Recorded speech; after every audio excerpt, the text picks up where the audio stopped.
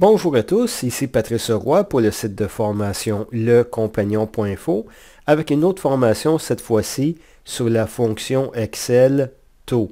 Alors, j'ai un objectif d'atteindre 30 000 $ à l'intérieur des 4 prochaines années, mais en ce moment, je peux seulement mettre 250 $ à chacune de mes paies qui sont aux 2 semaines, donc j'ai 26 paiements par année.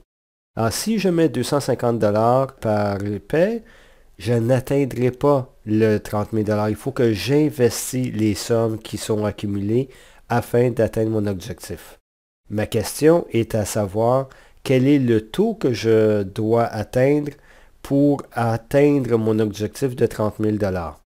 La manière que la fonction taux fonctionne est qu'il donne le taux par période, soit à chacune des 2 semaines. Alors, j'ai accumulé ici, j'ai utilisé la fonction multipliée par 26 pour avoir le taux annuel. Alors maintenant, allons remplir la case B8 ici qui va nous déterminer le taux. Je vais commencer tout de suite en appuyant sur la touche égale et la lettre T pour voir la liste des fonctions qui commencent par la lettre T et il y a ici, par exemple, la fonction taux que je vais utiliser. J'aurais pu tout aussi bien aller sous l'onglet des formules et choisir insérer une formule et utiliser l'assistant des fonctions pour m'aider à remplir la fonction. Mais je vais le faire directement cette fois-ci. Alors je prends la fonction taux, j'appuie sur la touche tabulation pour confirmer. Et ensuite, j'ai quelques variables à remplir, quelques arguments. Le premier est le nombre de paiements que je devrais faire. Donc, je devrais faire 26 paiements par année, mais à cela, je dois le multiplier par 4 années, soit 104 paiements en tout. Alors, je mets un point-virgule, et ensuite, on me demande quels sont les versements par période, donc le 250 $ que je mentionnais. Ensuite, on me demande quelle est la valeur actuelle. Est-ce que j'ai déjà accumulé des fonds que je peux utiliser pour atteindre mon objectif? Malheureusement, dans ce cas-ci, la réponse est non. Alors, la somme sera de 0 $ et point virgule. Et ensuite, on me demande quelle est la valeur capitalisée ou la valeur future. La valeur future que je veux est le 30 000 $. Cependant, lorsqu'on parle de valeur capitalisée ou valeur future, dans toutes les fonctions Excel, il faut les mettre à un montant négatif pour avoir le résultat que vous désirez. Je vais mettre moins et le 30 000 $ qui est dans la cellule B3. Ensuite, on me demande quel type de paiement que je dois faire. Le paiement arrive au début de la période ou à la fin de la période.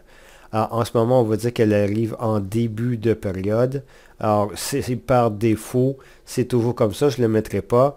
Et on peut aussi mettre une estimation des coûts, mais on ne le fera pas non plus.